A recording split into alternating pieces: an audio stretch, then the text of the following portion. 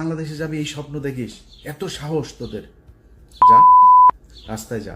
তোরা যখন যাবি কি কোন প্রোগ্রাম দিবি দে বল, কয়টার সময় যাবি, কোন জায়গায় যাবি বল। আমি তোর গ্যারান্টি দিলাম, বিএনপি, জামাত, এনসিপি, সাধারণ মানুষ, নূরের দল, যেই দল এই দল, সব দল একসাথে হয়ে তোরে পেটাবে। যা, সময় দে। তুই কবে আসতে চাস? ইশরাক তোদের বলছিল না পুলিশ ছাড়া? এখন পুলিশ নাই, এখন পুলিশ তোদের পিছনে নাই। আয় রাস্তায় আয়, তোদের সাথে খেলবে। তোরা আবার বলতে পারিস যে আমি আমেরিকায় বসে বসে, আর বেটা আমেরিকা বসে দেশ চালাইতেছি, তুই কি মনে করিস?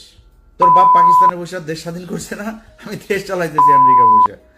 লিস্টিং করতে হবে কোন কোন অফিসে এখন পর্যন্ত হত্যা মামলার আসামিরা আছে, আওয়ামী লীগের দোষর আছে, সেই অফিসে যায় তারপরে বাই ফোর্স তাদেরকে ওইখান থেকে সরাইতে হবে। আওয়ামী লীগকে আনার জন্য ওরা কোনো কাজ করবে না, কারণ ওরা 12 বছর গুম ছিল। এই লোকগুলির কোথাও বসানো নেই। করতে হবে, আমরা কারোর আর বিশ্বাস করি না। আবার ফের সেই জায়গায় আসতে হবে। যারা আছেন কালকে থেকে লিস্টিং করতে হবে, লিস্টিং করে তারপরে ঠিক করতে হবে কোথায় কোথায় কোন কোন অফিসে আওয়ামী লীগের দালাল আছে। দল নিষিদ্ধের আগে এদেরকে আগে এখান থেকে সরাইতে হবে।